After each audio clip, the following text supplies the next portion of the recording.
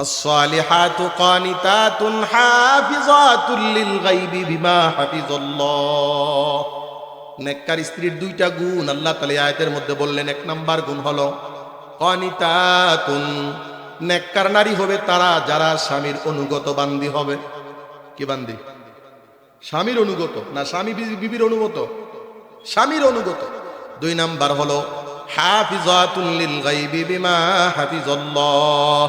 আল্লাহ রাব্বুল আলামিন যেই সতীত্বটাকে হেফাজত করে দিয়েছেন, এই নারীটা যেন নিজের সেই সতীত্বটাকে হেফাজত করে। অর্থাৎ দুইটা কথা বলছেন আল্লাহ তাআলা এখানে। যেই নারীটা চরিত্র ভালো, নিজের সতীত্বের হেফাজত করে, এই নারীটা হলো নেক নারী। দুই নাম্বার, যে নারীটা স্বামী ভক্ত, স্বামীর কথাগুলো মেনে চলে, এটা হলো নেক নারী। কোরআনের আয়াত থেকে দুইটা পাইলাম। এবার আমরা হাদিসে যাব।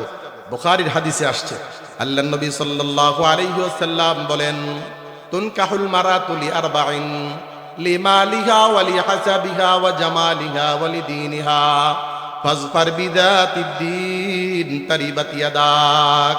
নবী আলাইহিস সালাম বলেন,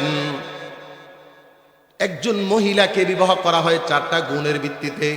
এক নাম্বার লিমালিহা, তার মালের ভিত্তিতে বিবাহ হবে। দুই নাম্বার ওয়ালি হাসাবিহা, তার বংশের ভিত্তিতে। তিন নাম্বার ওয়া জামালিহা, সৌন্দর্যের ভিত্তিতে। চার নাম্বার ওয়ালি দীনিহা, তার ধর্মের ভিত্তিতে বিবাহ করা হবে। অর্থাৎ বিবাহ করার ক্ষেত্রে আপনি দেখেন মেয়েটা আপনার ফ্যামিলির সাথে মালের দিক থেকে মিল আছে কিনা। অর্থাৎ আপনি যে পরিমাণ মালের মালিক, আপনি যেই পরিবারে বিবাহ করবেন এই পরিমাণটাকে এই ধাঁচের কিনা, নাকি উঁচু নিচু হবে। বেশি উঁচু নিচু যদি মালের দিক থেকে বেশি উঁচু নিচু হয়, এই সংসারের মধ্যে সুখ শান্তি হয় না। স্বামী যদি গরিব হয়, স্ত্রী যদি ধনী হয়, তাহলে তো জীবনে কোনোদিন স্বামী স্ত্রীর কাছে স্বামীর মর্যাদাটা পাবে না। আর যদি স্ত্রী অতিমাত্রার গরিব হয়, স্বামী অতি ধনী হয়, তাহলে স্ত্রীও তার স্বামীর কাছ থেকে স্ত্রীর মর্যাদাটা পাবে না। গরিব মানুষ। এজন্য আল্লাহ নবী বলেন এই সমতা রক্ষা করো। দুই, বলি হাসাবিহা, বংশ দেখো। ভালো বংশের মেয়ের মধ্যে ভালো গুণ থাকবে। আমরা ছোট সময়ে শুনতাম মুরব্বীরা বলতো, জাতের মেয়ে কালো ভালো নদীর জল। এখন আর জাত মাত খুঁজে না, এখন খালি সুন্দর আসেনি। দেখো, বেটা মানুষ টাকা আসেনি, বেটি মানুষ সুন্দর আসেনি, আর বাকি গুণ থাক বা না থাক। নবীজি বলেন তার বংশ দেখবা, তার অর্থ সম্পদ দেখবা, তার সৌন্দর্য দেখবা। এই তিনটার পরে তুমি দিনদারি দেখবা। এখন এই তিনটার পাশাপাশি দিনদারি আছে না নাই? নবীজি বলেন ফাসফার বিদাতিদ দ্বীন, দিনকে প্রাধান্য দাও। যদি প্রাধান্য না দাও, তারিবাত ইয়াদাক, তোমার ধ্বংস অনিবার্য হোক। আল্লাহ নবী যেখানে বললেন দিনদারি দেখে বিবাহ না করলে আল্লাহ রাব্বুল আলামিন ওই ব্যক্তির জন্য ধ্বংস দিয়ে দিবেন। আমার সংসারের মধ্যে যদি দিন না থাকে, ধ্বংস আসবে কি আসবে না? এই জন্য দিনদারি দেখে বিবাহ করা। এখানে পাইলাম চার গুণ। আর দুইটা গুণ আল্লাহ নবী মুহাম্মদুর রাসূলুল্লাহ সাল্লাল্লাহু আলাইহি ওয়াসাল্লামের আরেকটা হাদিস, তিরমিজি শরীফের হাদিস। আল্লাহ নবী বলেন, ইদা খাতাবা ইলাইকুম মান তারাদাউনা দীনাহু ওয়া খুলুকাহু ফাযাওয়িজুহু। নবী বলেন, তোমাদের মধ্যে যদি বিবাহ শাদীর প্রস্তাব আসে এমন ফ্যামিলি থেকে যাদের চরিত্র ভালো, যাদের দিনদারি আছে, চরিত্র ভালো। নবী বলছেন ছেলে হোক মেয়ে হোক, এই ছেলে মেয়ের চরিত্র ভালো কিনা দেখো, তার মধ্যে দিনদারি আছে কিনা দেখো। যদি এই চরিত্র এবং দিনদারি দুইটা গুণ পাওয়া যায়, নবী বলেন ফাযাওয়িজুহু, বিবাহ করায় দাও। যদি এটা না থাকে, ইল্লা তাকুন ফিতনাতুন ফিল আরদি, ইল্লা তাফআলু তাকুন ফিতনাতুন ফিল আরদি ওয়া ফাসাদুন আরিফ। নবী আলাইহিস সালাম বলেন, যদি তোমার এই সংসারের মধ্যে বিবাহ করতে হয় যেখানে দিন নাই, আখলাক নাই, তাহলে মনে রাখিও তোমাদের সংসারগুলোর মধ্যে ফিতনা ফাসাদ আর ঝগড়া ফাসাদে পড়ে যাবে। হযরত উমর রাদিয়াল্লাহু আনহুর কাছে একটা মামলা এসেছে। সেই মামলার সূত্র ধরে আলোচনা শুরু করতে। উমর রাদিয়াল্লাহু আনহুর কাছে এক পিতা এসে নালিশ করেছে সন্তানের নামে। আসিয়া বলেন, ও খলিফাতুল মুসলিমিন, আমার এই সন্তান আমার কোনো দায়িত্ব সে আদায় করে না, সে আমার ভরণ পোষণ দেয় না, কোনো খেদমত করে না। হযরত উমর সন্তানটাকে ডাকলেন। ডাকার পরে হযরত উমর সন্তানের কাছে বাবার নালিশের ব্যাপারটা জানতে চাইলেন। এবার সন্তান বলেন, ও খলিফাতুল মুসলিমিন, সন্তানের উপর পিতা মাতার হক রয়েছে, পিতা মাতার উপর সন্তানের কোনো হক রয়েছে কিনা আমি জানতে চাই। এবার হযরত উমর বলেন, হ্যাঁ, পিতার উপর সন্তানের হক রয়েছে। হযরত উমর এটা বলার পরে সন্তান বলে, তাহলে হকটি কি আমি জানতে চাই। উমর বলেন, আইয়ান তাকিয়া উম্মাহু ওয়া ইউহসিনা ইসমাহু ওয়া ইউআল্লিমাহুল কিতাব। হযরত উমর বললেন, একটা পিতা হিসাবে সন্তানের দায়িত্বগুলো পালন করার ক্ষেত্রে প্রথম দায়িত্ব হলো ভালো একটা মা তালাশ করে আনতে হবে। কি আনতে হবে? পিতা হবার আগে যুবক অবস্থায় সন্তানের চিন্তা করে ভালো একটা স্ত্রী আনতে হবে। বীজ ভালো হলে ফলন ভালো হয়, কি বলেন? ঠিক না? বীজ ভালো হলে ফলন ভালো হবে, এটা স্বাভাবিক। বীজ ভালো, মেহনত ভালো, যতন ভালো, ফলন ভালো। যতন সব কিছু আছে, সার আছে, হসপিটাল আছে, পানি আছে, সব কিছু আছে, কিন্তু দানের বীজটা ভালো পড়ে নেই, ফসল ভালো আশা করা যায়। এই জন্য হযরত উমর বলেন, নাইয়ান তাকিয়া উম্মাহু, এক নাম্বার হলো তার একটা মা নির্বাচন করতে হবে। আল্লাহ এবং তার নবীর নির্দেশনায় একজন স্বামী তার কেমন স্ত্রী নির্বাচন করতে হবে। আল্লাহ রাব্বুল আলামিন কোরআনুল কারীমের সূরাতুন নিসায় বলেন, ফাসসালিহাতু কানিতাতুন হাফিজাতুল লিল গায়বি বিমা হাফিজাল্লাহ। আল্লাহ রাব্বুল আলামিন এখানে নারীদের গুণের আলোচনা করলেন। তিনি বলেন, নারীটা নেককার হতে হবে। কি হতে হবে? নেককার নারী। রাসূল করিম সাল্লাল্লাহু আলাইহি ওয়াসাল্লাম হাদিসের মধ্যে ইরশাদ করেন, মুসলিম শরীফের হাদিসে আসছে, আদ-দুনিয়া মাতা, দুনিয়া পুরাটা হলো উপভোগের বস্তু। দুনিয়ার মধ্যে মানুষ ছাড়া আল্লাহ তাআলা যত কিছু দান করেছেন সব কিছু মানুষের ব্যবহারের জন্য, মানুষের ভোগের জন্য বানিয়েছে। মানুষ এগুলো ব্যবহার করে নিজে আরাম ভোগ করবে। আল্লাহ নবী বলেন, ওয়া খায়রু মাতা'id দুনিয়া আল মারআতুস সালিহা। নবী আলাইহিস সালাম বলেন, দুনিয়ার মধ্যে আল্লাহ রাব্বুল আলামিন যত মানব জাতির জন্য যত ভোগের বস্তু দান করেছেন, সবচেয়ে আনন্দদায়ক আরামের ভোগের বস্তু হলো একজন নেককার স্ত্রী। কি স্ত্রী? আপনার ঘরে ভালো খাবার নাই, ভালো পোশাক নাই, ভালো বিছানা নাই, ঘরের ভিতরে আপনার ডেকোরেশন নাই, সোফা, ড্রেসিং টেবিল ইত্যাদি কিছু নাই, কিন্তু আপনার ঘরে একজন আদর্শ স্ত্রী আছে, যে স্ত্রী আপনার ব্যথায় ব্যথিত হবে, যে স্ত্রী আপনার ব্যথাটা সে বোঝার চেষ্টা করবে, যে স্ত্রী আপনার ব্যথায় আপনাকে সান্ত্বনা দিবে, যে স্ত্রী আপনার আনন্দে আনন্দিত হবে, সেই স্ত্রী যদি কোনো ঘরে যায়, এই ঘরে আমাবস্যা রাত্রিও চন্দ্রের মতো ঝকঝক করতে থাকে। আম্মা জান খাদিজাতুল কুবরা নবীজির একজন নেককার স্ত্রী ছিলেন। বুখারীর হাদিসের মধ্যে আসছে, আল্লাহর নবী মুহাম্মদুর রাসূলুল্লাহ সাল্লাল্লাহু আলাইহি ওয়াসাল্লাম, বুখারীর প্রথম অধ্যায় বাবু বাদুল ওয়াহি ইলা রাসূলিল্লাহ সাল্লাল্লাহু আলাইহি ওয়াসাল্লাম, সেই প্রথম অধ্যায়ের 3 নম্বর হাদিস, আল্লাহর নবী গারে হেরা থেকে আসলেন। নবী হওয়ার 6 মাস আগ থেকে আল্লাহর নবী গারে হেরায় চলে যেতেন। গারে হেরায় বসে বসে ধ্যান করতেন, রব পাওয়ার সন্ধানে রাসূল লিপ্ত থাকতেন। এক পর্যায়ে আল্লাহ নবী মুহাম্মদুর রাসূলুল্লাহ যখন গারে হেরায় হযরত জিবরাইল আমিনের সাক্ষাৎ পাইলেন, হঠাৎ জিবরাইলকে দেখে আল্লাহ নবী ভয় পেয়ে গেলেন। আল্লাহ রাব্বুল আলামিন জিবরাইলের মাধ্যমে নবীজিকে সর্বপ্রথম কোরআনের বাণী 5টা আয়াত আল্লাহ রাব্বুল আলামিন দান করলেন। ইকরা বিসমি রাব্বিকাল্লাযী খালাক, খালাকাল ইনসানা মিন আলাক, ইকরা ওয়া রাব্বুকাল আকরাম, আল্লাযী আল্লামা বিল কলম, আল্লামাল ইনসানা মা লাম ইয়ালাম। আল্লাহ নবী যখন এই 5টা আয়াত পাইলেন, সকালবেলা গারে হেরা থেকে ঘরে আসলেন, কাঁপতে কাঁপতে ঘরে আসলেন। আল্লাহ নবীর স্ত্রী খাদিজাতুল কুবরা দেখে বুঝতে পারলেন কিছু একটা হয়েছে।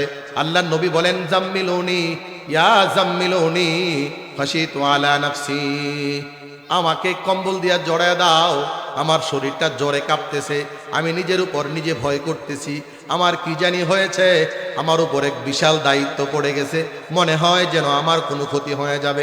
আল্লাহ নবীর স্ত্রী খাদিজাতুল কুবরা বলে, কাল্লা লা ইউখজিকাল্লাহু আবাদা। হযরত খাদিজাতুল কুবরা বলেন, না না, হতে পারে না, আল্লাহ রাব্বুল আলামিন আপনাকে কখনো বেইজ্জতি করবেন না। ইন্নাকা লা তাসিলুর রিহমা, আপনি তো আত্মীয়তার বন্ধন রক্ষা করেন। ওয়া তুইনু আলা নাওয়াইবিল হাক্কি, আপনি তো বিপদগ্রস্ত মানুষকে সহযোগিতা করেন। আপনি ওয়া তাহমিলুল কাল্লা, দুর্বল মানুষকে বোঝা উঠিয়ে দেন। এমন ভাবে আল্লাহর নবীর 6টা গুণ বর্ণনা করে আল্লাহর নবীকে সান্ত্বনা দিলেন। তাফসীরে লেখে এই হলো একটা নারীর গুণ, যে নারী স্ত্রীর শত বিপদে তাকে সান্ত্বনার চাদরে ডেকে দিবে। কিসের চাদরে? সান্ত্বনার চাদরে। কত মানুষ আছে গাড়ি চালায়, ভ্যান চালায়, কাজ করে, হঠাৎ অসুস্থ হয়ে গেছে, অ্যাক্সিডেন্ট হয়ে গেছে, দুর্ঘটনা ঘটে গেছে, বাড়ি যাওয়ার পরে স্ত্রী সান্ত্বনা কোথায়? স্ত্রী আর উল্টা বকতেছে, দেখে চালাই তারো না গাড়ি, আহল বরাত নাই, আল্লাহ খোদার নাম লিয়ে চালাই তারো না, তোমার লাইন বেড়া অ্যাক্সিডেন্ট করেনি। একটা মানুষের ঘরে যদি একটা ভালো স্ত্রী না থাকে, তার দুনিয়ার সব কিছু আছে কিন্তু তার শান্তি নামক বস্তুটা নাই। হাদিস শরীফে আসছে, আল্লাহ নবী বলেন মিসকিনুন মিসকিনুন লা যাওজাতা লা, নবী বলেন ওই লোকটা নিঃস্ব, অসহায়, দরিদ্র, যার কোনো বউ নাই। ওই লোকটা নিঃস্ব, অসহায়, দরিদ্র, যার স্ত্রী নাই। সাহাবী বলেন ইয়া রাসূলুল্লাহ ওয়া ইন কানা গানিয়ান বিমালিহি, যদি তার মাল সম্পদ থাকে, সে যদি ধনী হয়, তারপরও কি গরিব? নবী বলেন হ্যাঁ, স্ত্রী না থাকলে তারপরও ওই পুরুষটা গরিব। বিপরীতে আল্লাহ নবী বলেন মিসকিনাতুন মিসকিনাতুন মিসকিনাতুন লা যাওজা লাহা, ওই নারীটা নিঃস্ব, অসহায়, দরিদ্র, যার কোনো স্বামী নাই।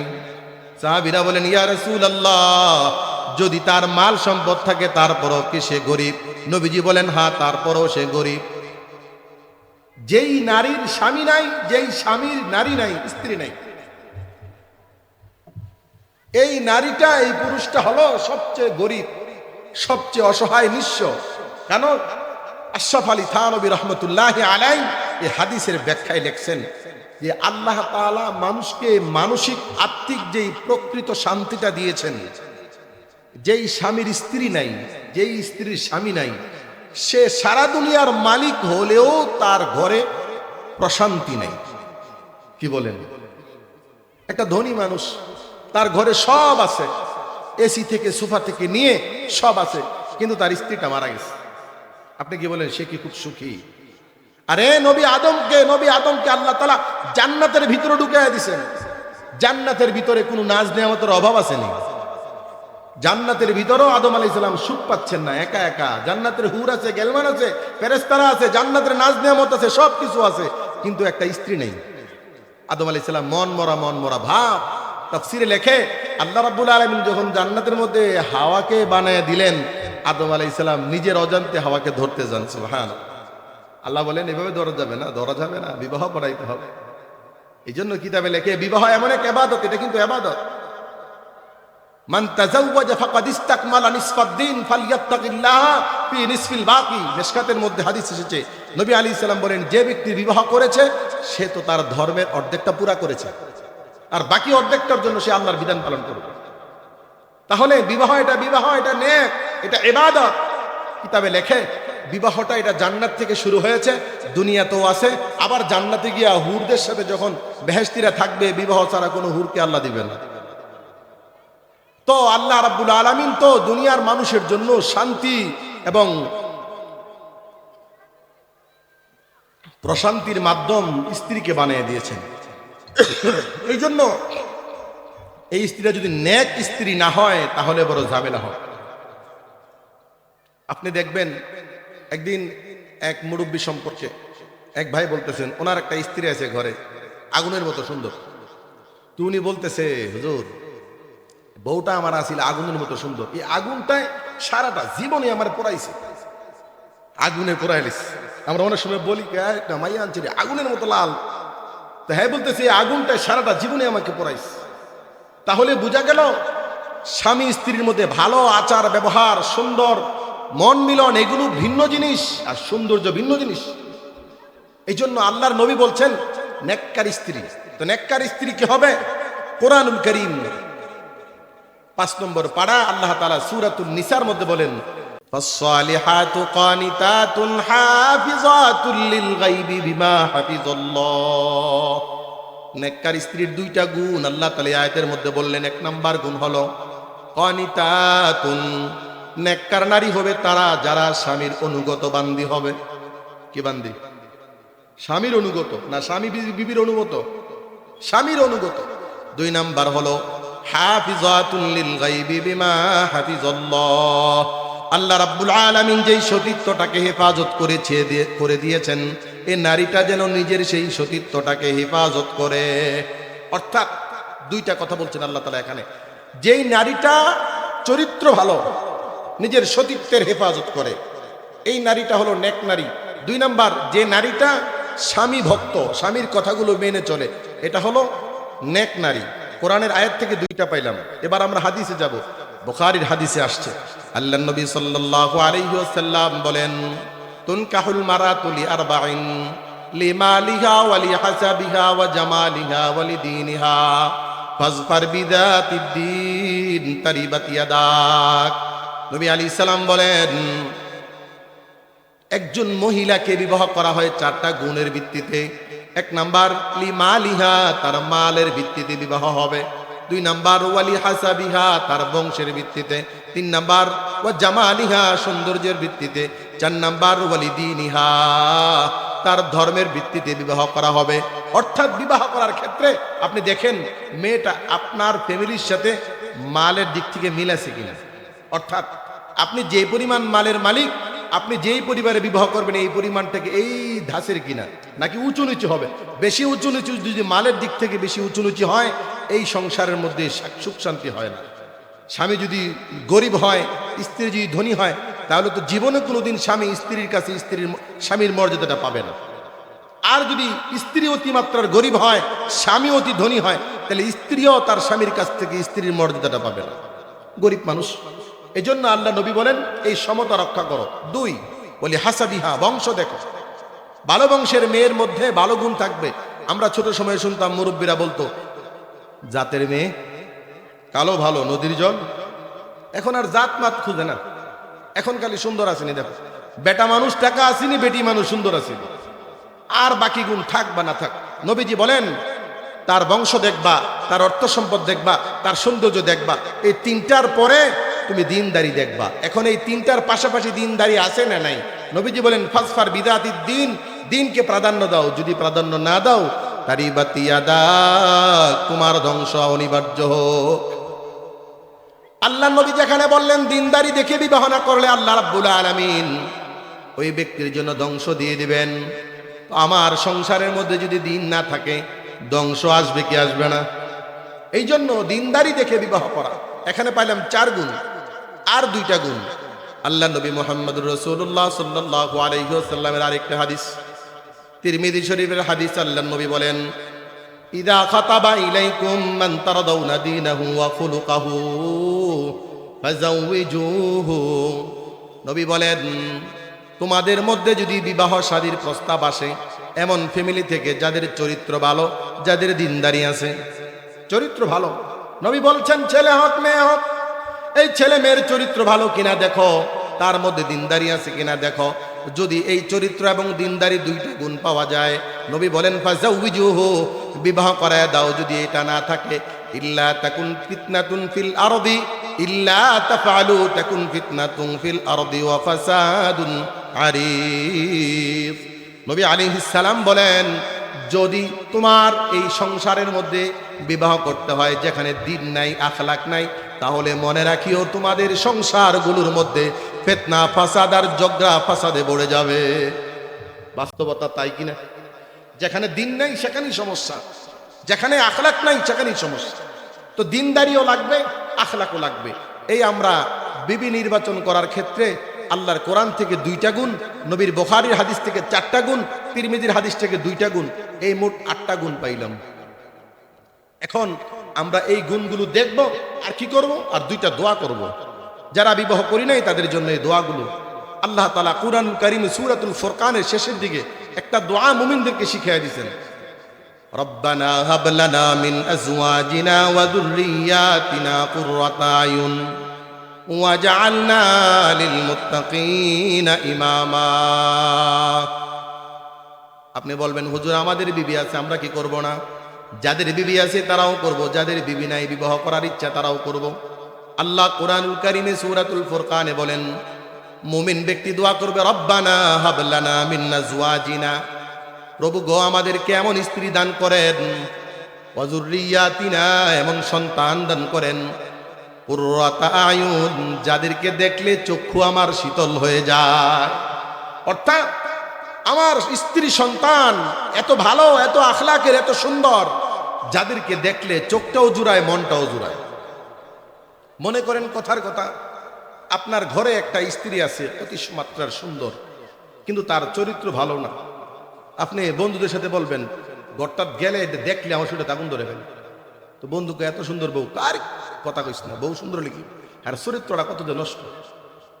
তো আল্লাহর নবী এই হাদিসের ব্যাখ্যায়, বুখারী শরীফের হাদিসের মধ্যে আসছে এই আয়াতের ব্যাখ্যা, রব্বানা হাবলানা মিন আজওয়াজিনা ওয়া যুররিয়াতিনা কুররাতা আয়ুন, মানে চক্ষু শীতল হয়ে যায় স্ত্রী।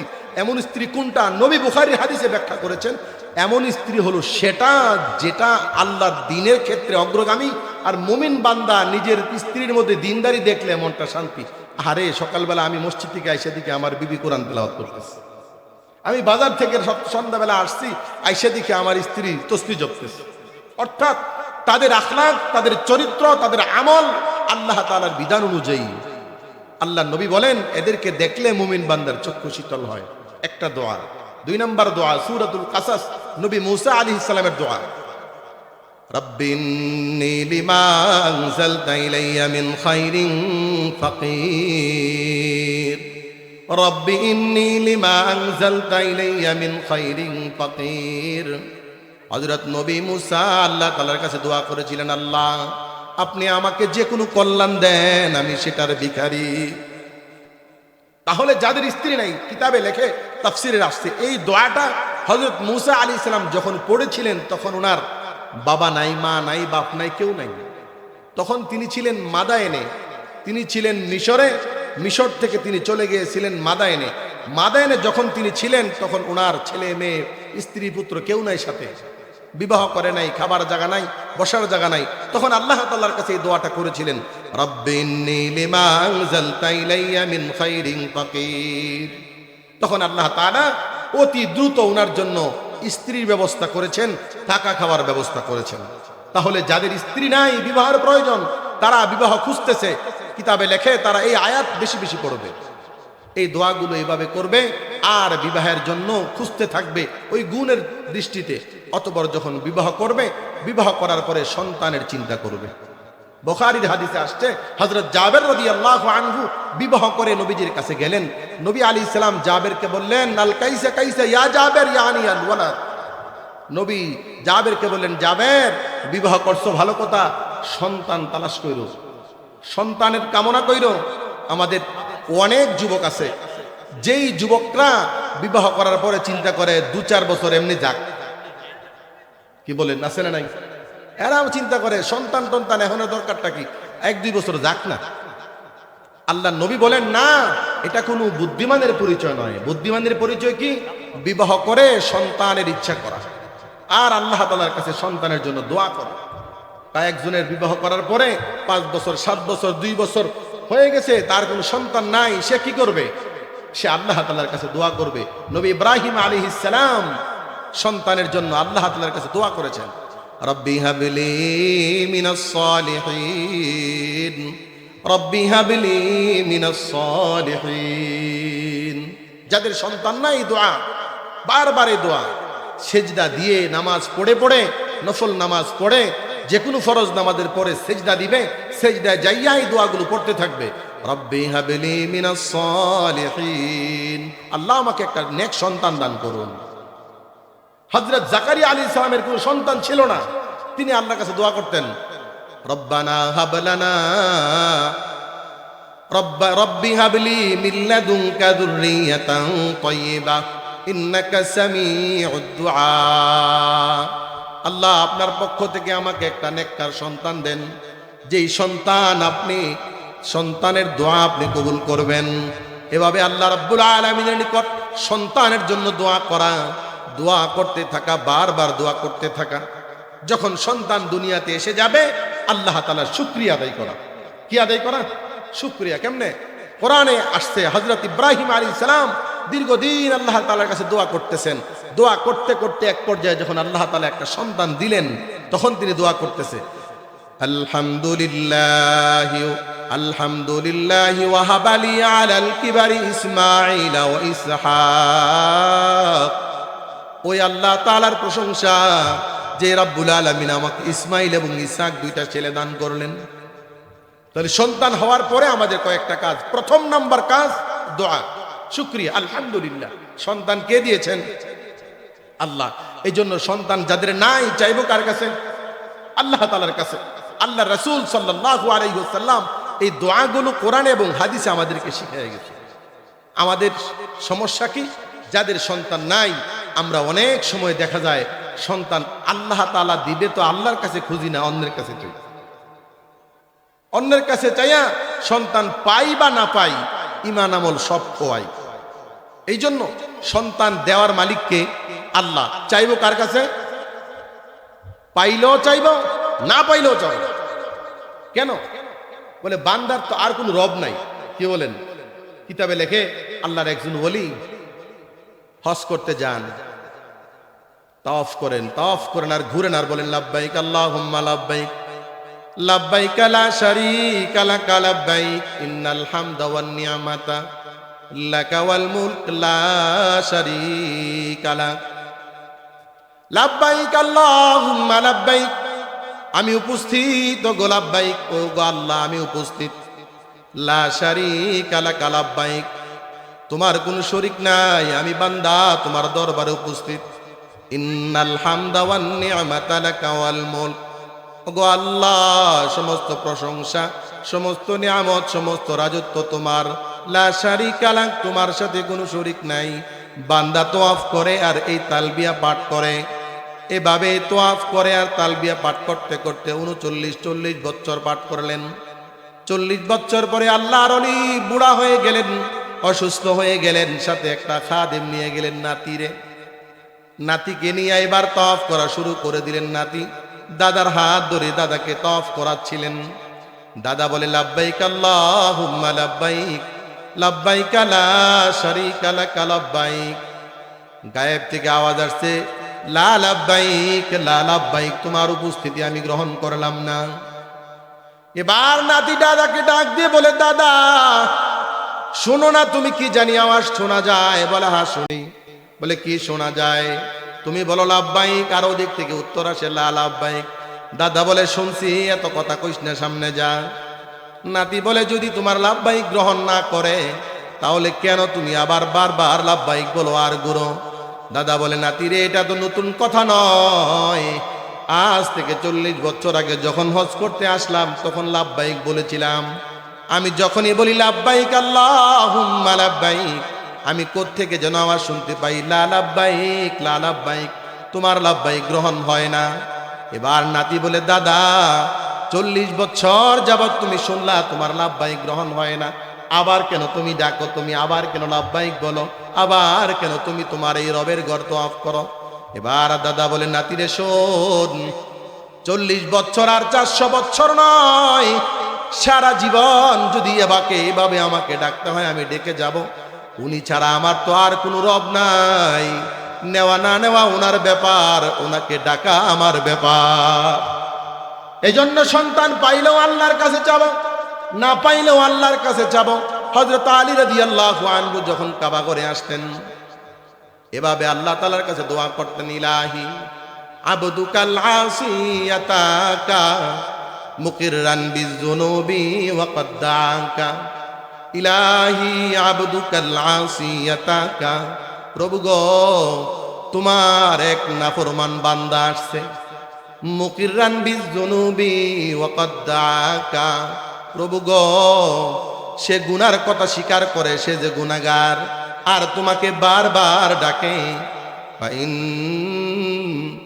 তাগফির ফাআনতা লিযালিকা আহাদুন ওয়া ইন তাতরিদ ফামান ইয়াগফির সিওয়াকা। ও প্রভু তুমি যদি এই বান্দারে মাফ করে দাও, এটা তো তোমার শান বান্দাকে মাফ করে দেওয়া। আর তুমি যদি বান্দাকে তাড়িয়ে দাও, তোমার বান্দা তোমাকে ছাড়া যাবে কোথায়? এই জন্য আমাদের রব ছাড়া আর কোনো জায়গা নাই। অনেক নবী আছেন দুনিয়াতে আসছিলেন, তারা আল্লাহ তাআলার কাছে কাঁদছে, আল্লাহ তাদের ডাকে সাড়া দেয় নাই, তারা তো ডাকা বন্ধ করে নাই। মুসলিমের হাদিসে আসছে আল্লাহর নবী আল্লাহ তাআলার কাছে সেজদায় পড়ে কেঁদে কেঁদে দোয়া করেছিলেন। মসজিদে নববীর পাশেই একটা মসজিদ আছে যেটার নাম হলো মসজিদে সেজদা। এই মসজিদে সেজদায় পড়ে আল্লাহর নবী আল্লাহ তাআলার কাছে 3টা দোয়া করেছিলেন। আল্লাহ রাব্বুল আলামিন 2টা ফিরিয়ে দিলেন, 2টা কবুল করলেন, একটা ফিরিয়ে দিলেন। নবী তো দোয়া করা ছেড়ে দেন নাই। দোয়া জীবনে যতবার করতে হবে, কার দরবারে করব? আমার যা কিছু লাগবে কার কাছে যাব? আমার যত দুঃখের কথা কার কাছে বলবো? বলে হুজুর আল্লাহকে ডাকি, আল্লাহ শুনে না? বলে না, শুনবে শুনবে।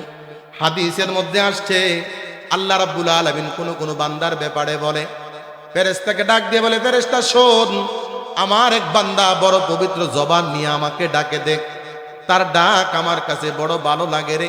তার সমস্যা যেন সমাধান তাড়াতাড়ি না হয়, তাড়াতাড়ি হয়ে গেলে সে আমাকে ডাকা বন্ধ করে দেবে। তার ডাকা বন্ধ হলে আমি আর ডাক পাবো কোথায়? তার ডাকটা আমার যে শুনতে ভালো লাগে, তার সমস্যাটা যেন সমাধান না হয়। আর যতক্ষণ সমাধান না হবে ততক্ষণ বান্দা আমাকে ডাকা বন্ধ করবে না। আবার কখনো কোনো গুনাহগার আল্লাহকে ডাক দেয়, কোনো কাফের মুশরিক আল্লাহকে ডাক দেয়, আল্লাহ আমার এই সমস্যা। আল্লাহ ফেরেশতাকে বলে, যা যা, ওই পাপিষ্ঠ নাফরমান আমাকে ডাকতেছে, তার অপবিত্র জবানের ডাক আমার কাছে ভালো লাগে না। কি লাগবে তাকে দিয়ে বন্ধ করে দে, কুকুরের মুখ রুটি দিয়ে বন্ধ করে দে। মনে হয় যেন এমন বলছে। এই জন্য আল্লাহ রাব্বুল আলামিনের বান্দা আমি, উনি আমার মনিব, আমার সন্তান, উনি আমাকে দিল ওনাকে বলবো, না দিল ওনাকে বলবো।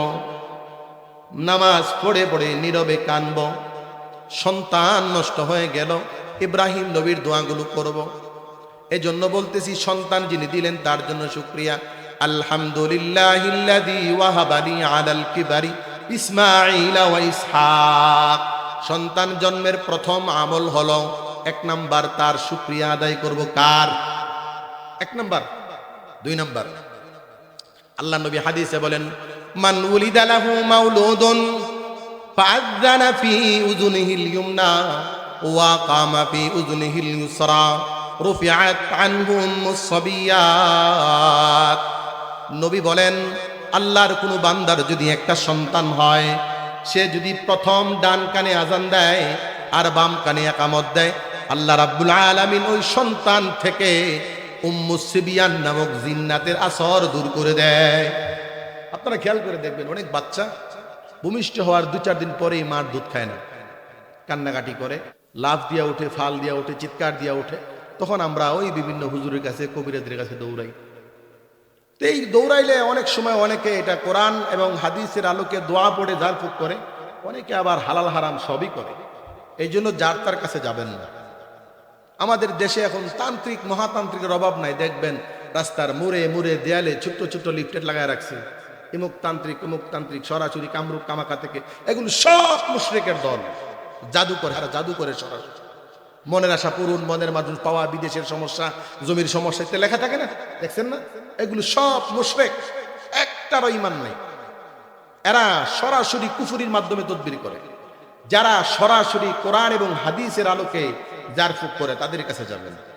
আল্লাহ নবী, বুখারীর হাদিসে আসছে, আল্লাহ নবী বলেন, হযরত ইব্রাহিম আলাইহিস সালাম তার 2 সন্তান ইসমাইলকে এবং ইসহাককে একটা দোয়া পড়ে জারতেন। আমি নবী মুহাম্মদ হাসান এবং হুসাইনকে সেই দোয়াটা পড়ে জারি। দোয়াটা কি? আউযু বিকালিমাতিল্লাহি তাম্মাতি মিন কুল্লি শাইতানিন ওয়া হাম্মাতিন ওয়া মিন কুল্লি আইনিন লাম্মা। হযরত ইব্রাহিম তার 2 সন্তানকে জারতেন, আমি আমার 2 মেয়ের ঘরের নাতিকে এটা পরে জারফুক করি। তাহলে বোঝা গেল সন্তানদের মধ্যে কিছু সমস্যা থাকে। তা সন্তান জন্ম হওয়ার পরে প্রথম আমল হলো 1 নাম্বার শুকরিয়া আদায় করা, আল্লাহর কোরআনে আসছে। 2 নাম্বার তার ডান কানে আজান দেওয়া, আল্লাহর নবীর হাদিসে আসছে। 3 নাম্বার তার বাম কানে ইকামত দেওয়া। আমাদের সমাজে মেয়ে হলে কিছু দেয় না, ছেলে হলে ঘরের উঠার মধ্যে ফিরার মধ্যে এসে আজান দেয়। আমরা ছোট সময় শুনতাম, কিরে রাত 3টা বাজে অনেকের আজান দেয়, আবার মুখ দা মাইক থুয়া মনে হয় ওই খরসু ভাই সেবার ফুলার ঘরের নাতি হয়েছে মনে হয়, ঠিক না? আজান কি ঘরের দরজায়? বাচ্চার হুজুর বাচ্চার কানের মধ্যে আজান দিলে কানের পর্দা ছিটা দেব না, কানের কাছে যাইয়া ধীরে ধীরে আস্তে আস্তে বাচ্চার মেজাজের সাথে কানের সাথে মিলিয়ে আজানের শব্দগুলো বলা, আল্লাহ আকবার, আল্লাহ আকবার, আল্লাহ আকবার, আল্লাহ আকবার। এভাবে আজান, আল্লাহ আকবার, আল্লাহ আকবার, আল্লাহ আকবার, আল্লাহ আকবার, এভাবে একামত। আজান এবং একামত দিলে কি লাভ? হাদিসে আসছে, আল্লাহ নবী বলেন, বাচ্চা যখন দুনিয়াতে জন্ম হয়, জন্ম হওয়ার পরে সাথে সাথে শয়তান এসে তাকে একটা গেসা মারে, একটা গসা মারে। গসা মারলে বাচ্চা কান্না শুরু করে। আল্লাহ নবী বলেন, তোমরা সন্তানের সেই শয়তানের কুমন্ত্রণার আশ্রয়টাকে আজান এবং একামতের মাধ্যমে দূর করে দাও। হাদিসে আসছে, বান্দা যখন আজান দেয় আর শয়তান যখন আজানের শব্দ শুনতে পায়, হাওয়া বায়ু ছাড়তে ছাড়তে দৌড়ায় যায়। যতক্ষণ পর্যন্ত হে আজানের আওয়াজ শুনতে পায় ততক্ষণ দৌড়াতে থাকে।